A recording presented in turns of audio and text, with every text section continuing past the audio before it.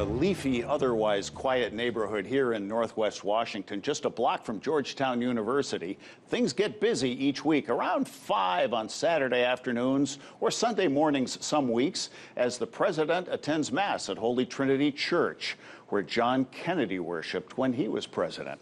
Mr. Biden usually slides into a pew in the back until it's time to receive communion. Some Catholics ask, should he? Let's ask the Reverend Gerald Murray, pastor of the Church of the Holy Family in New York, over near the United Nations building. Father, welcome. We appreciate your time. Thank you, Holland.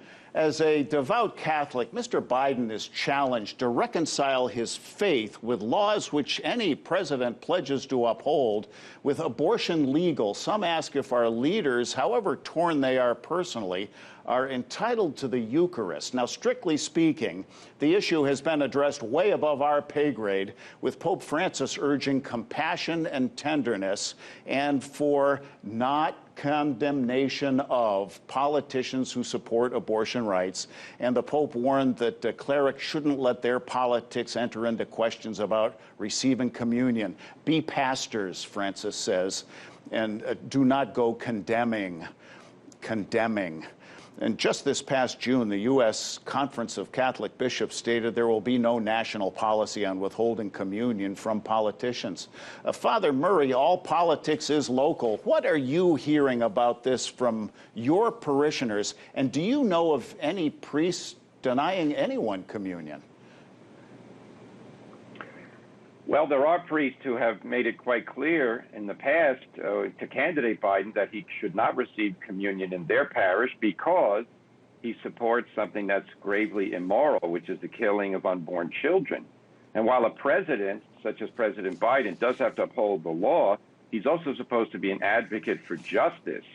And as a Catholic, he's taught, which is in complete accord with the natural law, it's unjust to kill people before they're born.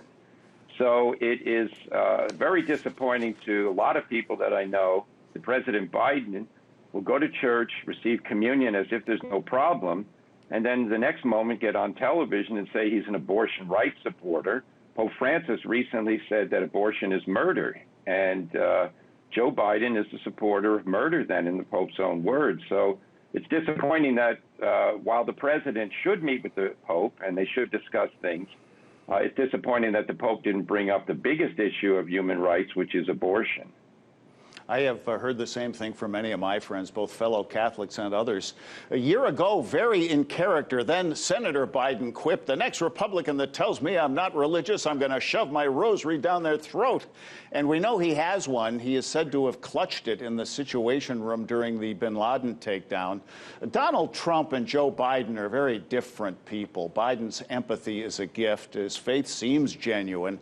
But after Trump held up that prop Bible upside down, he ducked reporters' questions about his favorite passages. Father, as unseemly as the life Donald Trump has lived, his late-in-life pivot to pro-life seems to have earned him and his foul mouth and odious personality a kind of a dispensation from many Catholics.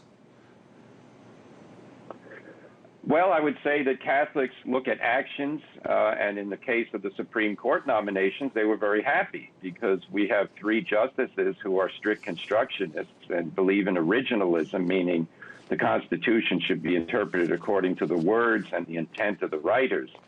So, President Trump was the most pro-life president we've ever had in terms of what he did, and that is something to praise. As regards President Biden, he says he's a Catholic. It means everything to him to be a Catholic, and I'm glad to hear him say that because it means everything to me, too, to be a Catholic. But you don't get to define your own version of Catholicism. Catholicism is taught authentically by the Church, by the hierarchy, and in the Catechism of the Catholic Church, it teaches quite clearly abortion is the killing of an innocent human being. So any Catholic who's in favor of that has distanced himself from the very thing he claims to believe in. That's living in a contradictory way. And in the case of President Biden, that has more deadly consequences for the unborn than contradictions that other politicians might have on other issues. Second only to abortion among hot-button issues is same-sex marriage, also legal here. But when asked, Pope Francis was more specific. The pontiff said marriage is marriage, and he declares, but this does not mean condemning homosexual people. These are our brothers and sisters, and we need to be close to them.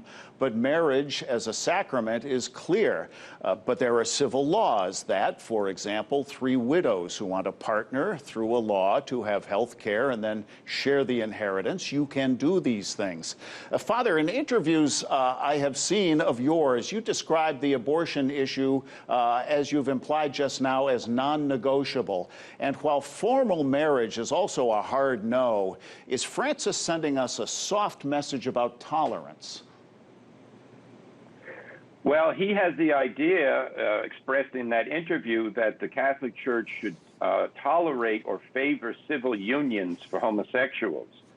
And I think that's wrong. Pope John Paul II said that we should never approve of same-sex unions. Civil law has a duty to uphold the natural order.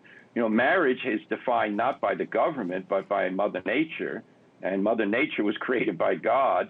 Male, female, the union resulting in children. That's what marriage is all about. What the Pope says is true. The Catholic Church loves everyone, including those who have a problem with homosexuality in their lives. But the tough truth that they need to hear is don't pursue that lifestyle because it violates God's law, and it is in no way equal to marriage. So you're really entering into a pseudo-marriage. You can get a piece of paper that says 2 men are married. They're not married. That's just not true. And it's no help to them to think that they are. So we have to guide people in the path of God, nature, what is intended for human flourishing. And that indeed is what the Pope does uphold. I think, though, he's made a mistake in saying that civil unions should be recognized by civil governments. The Catholic Church has never taught that. It's not helpful at all. This recent visit is the 3rd time this president and this pope have met, and it was Francis who comforted the Biden family when Beau passed. And Senator Biden also had quality time with Pope John Paul and Pope Benedict. This pope is 84 and the president is 78, so we have a couple of older guys in their final gigs.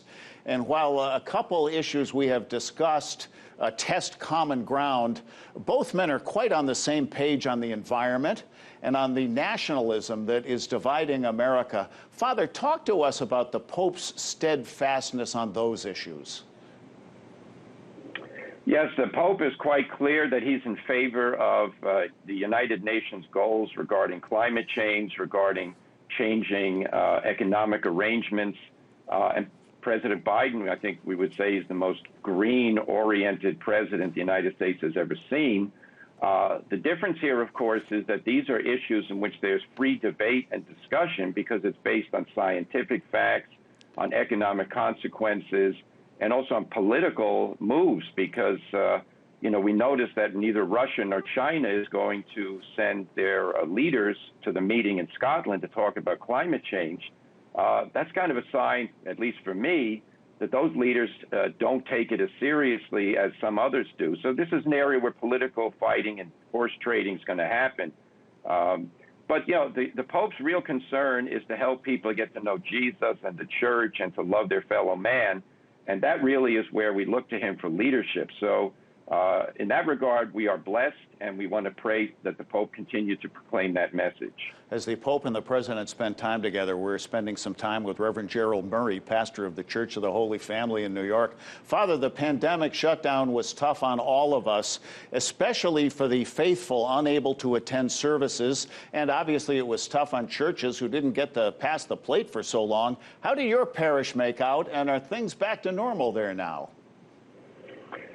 Well, thanks to the internet, we have internet giving. So a lot of my parishioners signed up, and now they're automatic deductions. So we were able to keep paying our bills, but we're still down about 1/3 in attendance. So my goal is to encourage people to come back. And then there's a whole group of people who weren't going in the first place. We want them to come because, of course, the more you pray, the happier you are, the closer you come to God. And that's a message that we really need because the uncertainties and the difficulties we've experienced lately, they're a source of anxiety. Well, I've got a solution to anxiety.